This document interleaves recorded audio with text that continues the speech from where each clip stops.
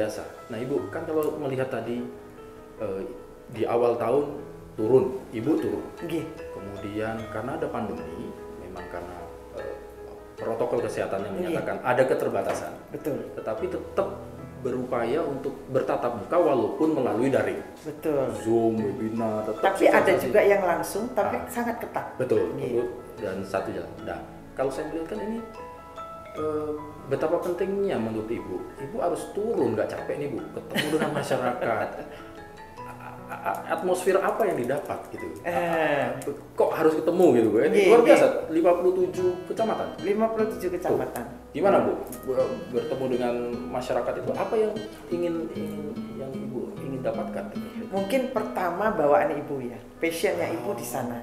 Karena Ibu terlahir sebagai orang yang berkecimpung di dunia kesenian.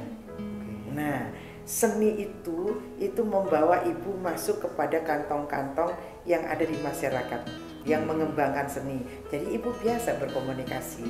Nah, kemudian Ibu juga organisatoris. Ibu senang berorganisasi dari remaja, dari organisasi massa hingga partai politik. Ibu masuk itu. Jadi itu yang membuat Ibu dari kecil itu sudah terbiasa senang masuk, mendengar, senang belajar, senang mempengaruhi juga apa hal-hal baik yang Ibu miliki. Positif, ya. Misalnya di mana Ibu masuk itu kesenian menggeliat karena Ibu punya ide, Ibu punya dorong yang tinggi, Ibu membuka untuk mereka ruang-ruangnya begitu. Nah, jadi bagi Ibu ke masyarakat bertatap muka langsung, apalagi pada posisi sekarang. Dan Ibu juga seorang politisi. Politisi itu semakin banyak bertemu orang semakin senang. Iya kan? Nah, akhirnya apa?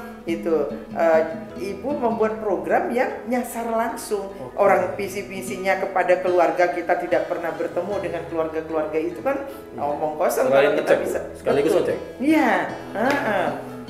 Jadi Ibu harus punya program yang Ibu bertemu langsung dengan masyarakat, melihat senyum mereka, Ibu menyentuh mereka, begitu kan, Ibu memberi bantuan. Senanglah melihat masyarakat itu bahagia. Caranya tidak bisa kita tanpa melihat langsung. Ibu tidak bisa hanya mendengar laporan-laporan saja. Bahkan Mas Bambang ketika ketika datang Ibu terus bilang turun padahal Ibu berada di ketinggian mana.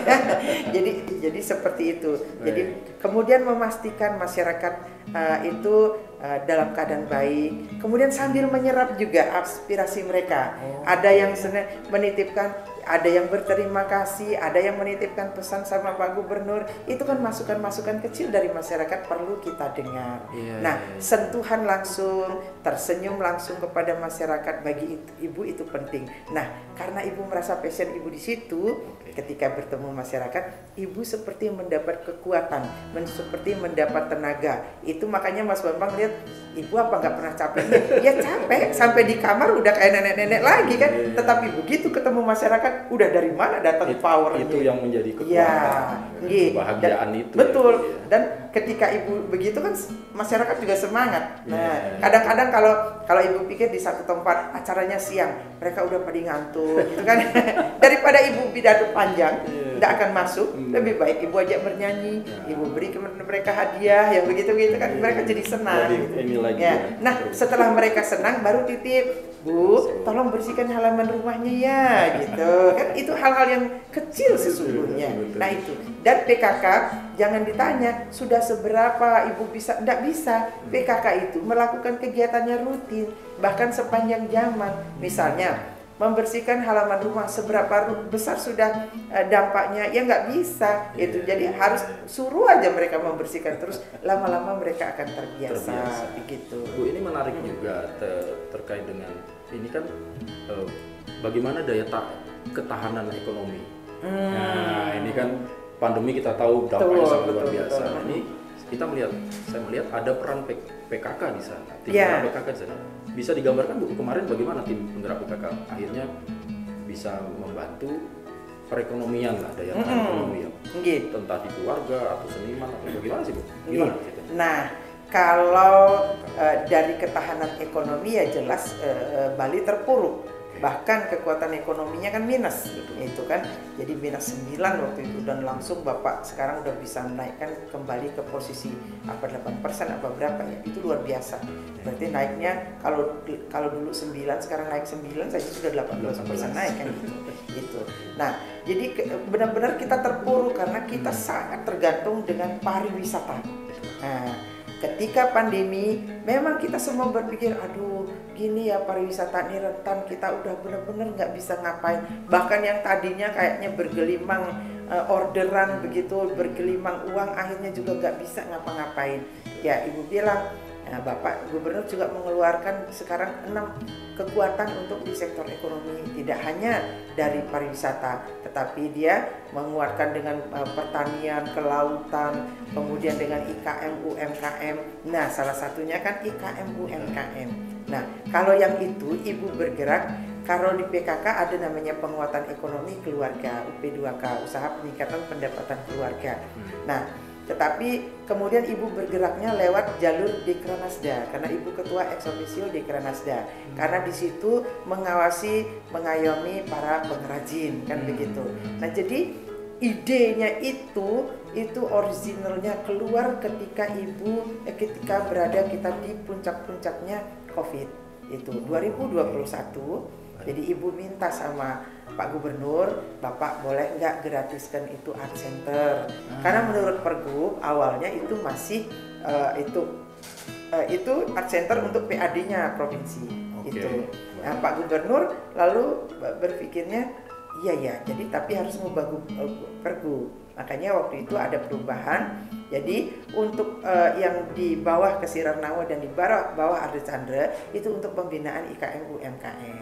Jadi yang mungkin yang lain-lainnya masih disewakan gedung-gedungnya. Nah, di situ digratiskan. Ibu kumpulin perlahan itu.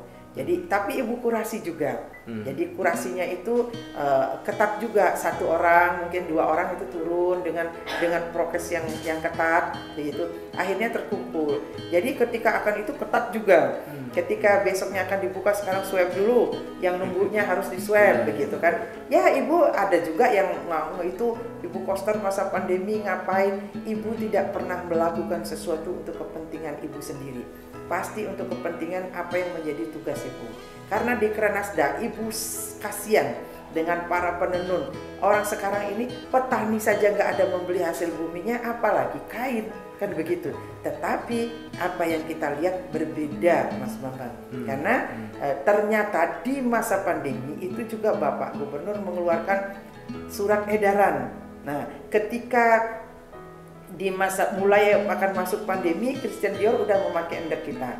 Kita punya MOU dengan Christian Dior. Di situ saja satu orang pengusaha tenun mempekerjakan sekian penenun untuk memenuhi kebutuhan 1.000 meter untuk kain-kainnya Christian Dior. Kan pemasukan juga itu. Nah, lalu Bapak Gubernur mengeluarkan surat edaran bahwa pegawai negeri di Provinsi Bali setiap hari Selasa itu memakai kain tenun tradisional Bali, salah satunya endek Bali, begitu kan. Nah, semenjak itu kan meningkat kebutuhan akan kain endek. Tetapi Ibu bilang, jangan salah, banyak kain tenun daerah lain yang mirip-mirip dengan tenun endek, kita pakailah tenun endek kita. Jadi pembeli memahami itu. Ibu kasih contoh di art center, Ibu ajaklah itu. Kalau sekarang sudah hampir 2.000-an tenan yang pernah Ibu ajak untuk berjualan di sana. Dan rata-rata saat pandemi itu rata-rata penghasilan mereka sekitar 80 sampai 90 tenan dalam 1 bulan itu 2 miliar. Oh iya? Iya, makanya ada satu yang tanya merasa ini enggak pandeminya, Bu, saya merasa ini kok di masa pandemi saya dapat rezeki. Padahal sebelum pandemi kain saya tidak laku. Karena para pedagang di Bali kebanyakan menjual kain tenun dari Troso itu, tetapi mereka bilang itu endek Bali. Padahal mereka pesannya di situ, tapi itu kan bukan endek Bali. Endek Bali ya kain yang ditenun di Bali gitu. Jadi jadi itu mematikan penenun kita. Akhirnya Ibu yang ngajak. saya dapat berjualan justru di masa pandemi, Bu. Itu ratusan juta per bulan saya berjualan. Para pengrajin saya hidup kembali di masa pandemi. Nah, tidak semua itu musibah pandemi, tapi ada yang mendapat berkah dari pandemi itu. Terutama Ibu terinspirasi dari pandemi. Jadi Ibu lebih berpikir apa ya yang harus bisa lakukan itu. Dan Astungkara mungkin semesta juga sudah membimbing Ibu nih. Dengan Ibu melakukan itu, sekarang ini sudah siap. Akhirnya apa? Pelan-pelan pandemi sudah melandai turun. Akhirnya Bapak Presiden berkenan datang ke pameran Ibu yang kecil itu. Nah, itu kemarin sampai G20 juga ya. Sebelum G20 beliau hadir. Nah, beliau melihat pajangan Ibu di situ kan, terus beliau terpesona beliau. Wah, ini bagus sekali. Ini karya-karya tenun tradisional. Bagaimana kalau ini nanti dihadirkan di G20? Begitu. Beliau menyampaikan begitu. Apakah Pak Luhut gitu, waktu itu ada Pak Luhut waktu itu. Pak Luhut, apakah ini kita pindahkan ke Nusa Dua atau yang di Nusa Dua kita bawa untuk ke pameran ini? Ya, Ibu memberanikan diri, Bapak Presiden kalau bisa kedua-duanya gitu kan. Di Aksentar tetap dibuka, yang itu dibikin. Nah, yang di Nusa Dua itu untuk karya-karya seluruh Nusantara. Begitu. Akhirnya datanglah Bapak Wisnu Tama dan Bapak Teter Mas Duki. Jadi beliau melihat itu, oh yang ini akan kain-kain endang seperti ini akan dipakai untuk kepala negara, kain-kain geringsing akan diberikan untuk gift gitu kan, untuk tanda mata, cindera mata.